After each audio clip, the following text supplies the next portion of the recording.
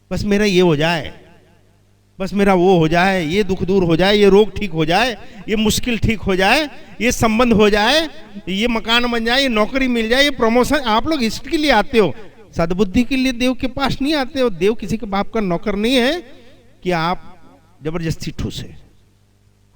आप आते नहीं हो उनसे प्रेम लेने के लिए, आप उनसे सौदा करने आते हो खाली।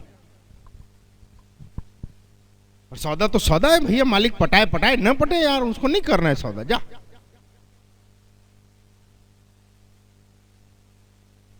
बोलने में बड़ी समझती लगती है कि मां बुद्धि क्यों शुद्ध नहीं करते, अच्छे विचार क्यों नहीं? क्योंकि तुम तो मांगते ही नहीं हो कि मुझको अच्छे विचार आए, मुझको सद्बुद्धि आए, सद्ज्ञान आए, मुझको ज्ञान प्रकाश मिले। कितने जीव हैं बेटा जो ये मांगने के लिए देव द्वार जाते हैं?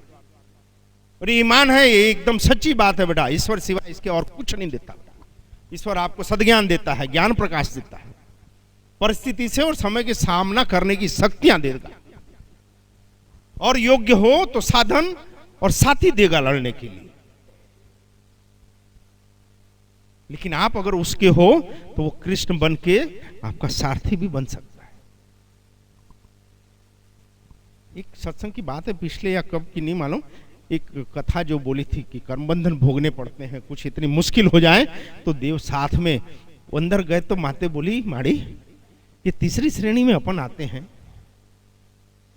कि जब से अपन का वैवाहिक जीवन चालू हुआ 30 साल पहले, तब से जगदम्बा हमको साथ में रह के अपन को जीवन जीवा रही है, इन दुखों का सामना करा रही है, परिस्थितियों से लड़ा रही है, खुद साथ में खड़ी है। उसके बाद अगर इतनी बड़ी बड़ी और मुश्किल मुश्किल परिस्थितियां आई, अगर वो ना होती कृपा उनकी अपन पे, तो ये मत भूलो कि आप देव की कृपा का मतलब अगर ऐसा सोच रहे हो कि हमको छींक भी ना आए, बुखार भी ना आए, एक्सीडेंट भी ना हो, तो ये इसमें देव का कोई लेना देना। देव की कृपा हमारा मनोबल बढ़ाता है, सही समय पे सही विचार आता है। इससे बढ़कर मैं नहीं समझता कि देव की और किसी कृपा की जरूरत है। बल है हमारे पास, हाथ पैर हैं बेटा, किसी पशु में इतनी इंद्रियां एक साथ काम नहीं करती, इतना मेमोरी पावर किसी पशुओं ने, किसी भी जीव जंतुओं में नहीं, शब्दों की अभिव्यक्ति सिवाय मनुष्यों में और किसी में नहीं है। हमको सिर्फ सही समय पे सही प्रेरणाएं हो जाए, इससे ज्यादा देव कृपा की हमको जरूरत भी नहीं। हमको क्या करना है क्या नहीं करना है इसका ज्ञान दे दे जगदम्बा। आप आओ बेटा, ये इस भाव से आओ देव द्वारों में, आप इस चेतना के साथ आओ कि हमको चैतन्यता बढ़ानी है, हमको अवेयरनेस बढ़ानी है, हम आपके इशारों को समझ सके। इससे ज्यादा अच्छी कोई प्रार्थना हो ही नहीं सकती। ये प्रभु इतनी कृपा करना कि हम आपके इशारों को समझ सकें, प्रकृति के अनुरूप हम अपने जीवन को ढाल सकें। हम तो उनके इशारों को क्या, हम माइक में माड़ी बोलते हैं, कई बार समझाते हैं, मर जाओगे, ऐसे मत जाओ, ऐसे जाओ, तो नहीं, ट्राई करेंगे।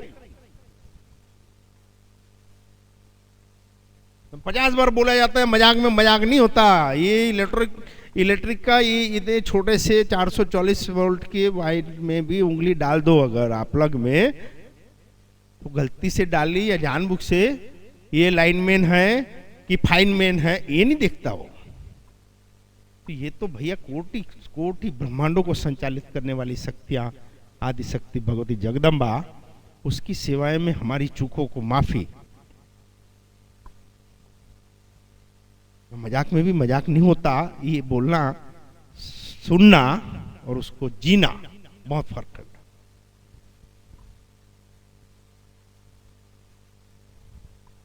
बहुत सौभाग्यशाली हैं, इसमें दो मत नहीं है कि पहली बात तो ये कि हम मनुष्यों में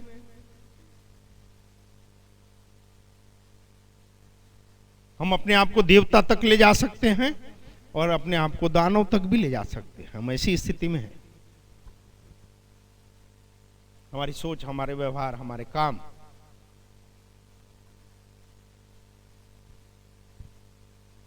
करके देखो बेटा। कितने लोग हैं जो जीवन जीने की कला सीखने के लिए बैठते हैं माड़ी के साथ,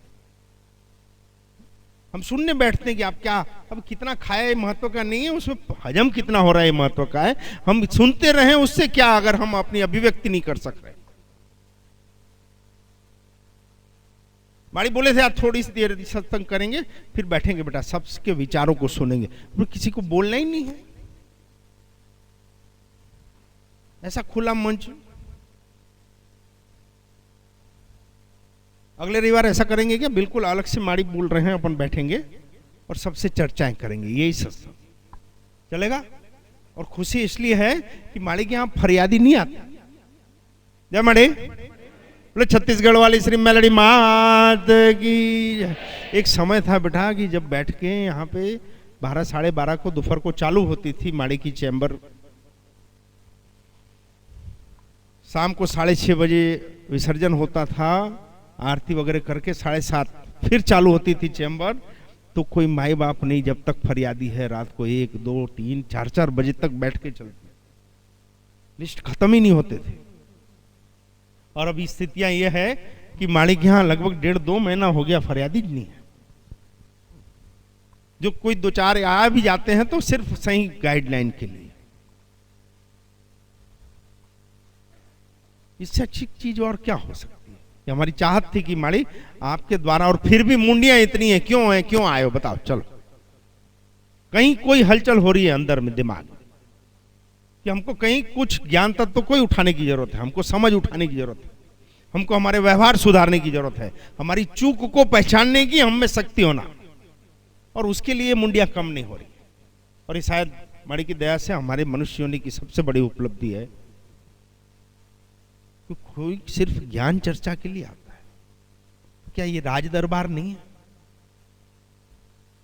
ये जहां हर रविवार धर्म संसदें होती है, ज्ञान विचारों की बात होती है, एक दूसरे को अपने ज्ञान के अनुभवों को ट्रांसफर करते हैं,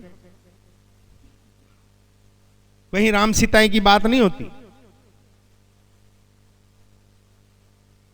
कृष्ण की और बौद्ध की बातें नहीं होती। लेकिन उन्होंने जो लाइन खींच के दी कि जीवन में जीना कैसा, उनके सिवाय माड़ी बोलते कुछ करने की जरूरत नहीं। पहले जी तो लो, वहां कोई मरने से डर रहा है, पर जी तो लो। हम जिए ही नहीं है तो मरने से क्या डरना है। कितने लोग हैं जो मस्ती में जी रहे हैं यार। यहां आने के पहले की बात करो, आने की बात तो बोलना ही नहीं। यहां आने के पहले कितने लोग थे जो अपने जीवन से संतुष्ट थे या खुश थे। कोई इतनी समझ नहीं है बेटा। आप ये मानते हो कि नहीं कि आप किसी न किसी में तो श्रद्धा रखते हो, हाँ या ना बेटा। वो किसको मान रहे हो ये जरूरी नहीं है, और आप किसी न किसी को तो मान रहे हो। जो भी आदर्श हो आपका, वो भक्त हो, वो गुरु हो, कोई वो देव हो, वो देवी हो, क्या उनके जीवन परिचय में आपने कहीं ये पढ़ा कि उनको समस्याएं नहीं आई, उनको दुख नहीं आए, उसके अपमान नहीं हुए, उनकी उपेक्षाएं नहीं हुई? ऐसा कोई है? फिर क्या फरियादें करते हैं? वो निकले कैसे, उसका सामना कैसे किया? रामायण महाकाव्य में एक बात बताओ कि राम जी को कौन सी मुश्किल नहीं है बताओ। डॉगी कोई उठा के ले गया, बच्चे कहीं पैदा हुए, राजपाट सब मेरी तेरी करके लगाई बुझाई करके ले ली, कहीं मिलकतें घर से निकाल दिया गया। हम खाली उसकी रामायण की चौपाइयां गाते हैं, पाठ करते हैं, क्या सीखते हैं? वो क्या रो के बैठ गए थे? जो हो सकता था वो किया, और जिनसे मदद ले सकते थे वो सबसे लिए। रीछों से, वानरों से, गिद्धों से, पशु पक्षियों से, वो निषाद से, सबरी आदिवासी से, किससे मदद नहीं ली? हम क्या सीखते हैं? ये जात वाला है, हटो यार, वो जात वाला है, हटो यार, हम वो जात वाले हैं, ऊंचे हैं यार, ये क्या है? कृष्ण को पूजने वाले ज्यादा यही हैं, राम जी या कृष्ण जी वाले ज्यादा हैं अपन के भारत दर्शन में। कृष्ण को पूजने वाले, एक बात बताओ, कृष्ण कभी शांति से जिए? थोड़ा कभी अपने आप को कृष्ण के बहुत नजीक, उसके मित्र सखा के रूप में, निपक्ष रूप के उसकी जीवनी को देखना। उस जीव ने कभी सकून महसूस नहीं कर सका। ऐसे कौन से पल थे जब उनको प्रेम मिला या शांति मिली, सकून मिला? पैदा हुए तब से। आज जीवन खाली वो अन्याय के विरुद्ध, धर्म की स्थापना के लिए, जरूरतमंदों की मदद के लिए दौड़ते रहे दौड़ते रहे दौड़ते रहे, बस। हम क्या सीख रहे हैं यार इनसे? इसलिए बोलते हैं इतिहास से हम क्या सीखते हैं? इतिहास से हम ये सीखते हैं कि इतिहास से हम कुछ नहीं सीखते। खाली जाप करने, पाठ करने से घंट नहीं होने वाला, या घंट बजाने से भी घंट नहीं होगा। उस घंट की ध्वनि को महसूस करने से होगा। तो मां मैलरी के नाम के जब घंट बजते हैं और जब शंखनाद होती है ना, तो आजू बाजू 3 किलोमीटर तक कोई भूतड़ा खड़ा नहीं रहता नेगेटिव वाइब्रेशन। बजाने वालों को होश नहीं है क्या बजा रहे हैं। नगाड़े कूटने वाले को ये नहीं मालूम कि इसकी ध्वनि की वाइब्रेटिंग कितनी खतरनाक हो जाती है आगे जाकर।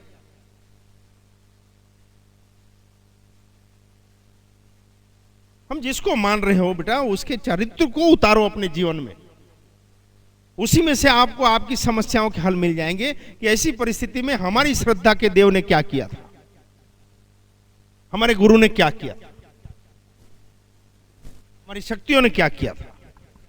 वो सो इजी। क्योंकि दुनिया में आए तो जरूरी है खुद का मकान होना ही छोना, हाँ जी, और सबको फलानी नौकरी होना, घर में 4 व्हीलर होना ही छोना, ऐसा कहीं कहीं पट्टा लिखा के आयो। बच्चा तो होना ही चाहिए। अच्छा, लड़की पैदा हुई तो वो ऐसे ही घर में शादी होनी चाहिए, ऐसी ही बहू आनी चाहिए। ये हमारे कर्म बंधनों के हिसाब से होगा, जो हमारे आपके किसी के बस में नहीं है, जो भूतकाल में हो चुके हमसे। अब सिवाय उनके साथ एडजस्टमेंट के और कोई रास्ता नहीं है। जिसको हम बदल नहीं सकते, तो उसके अनुरूप खुद को तैयार करो।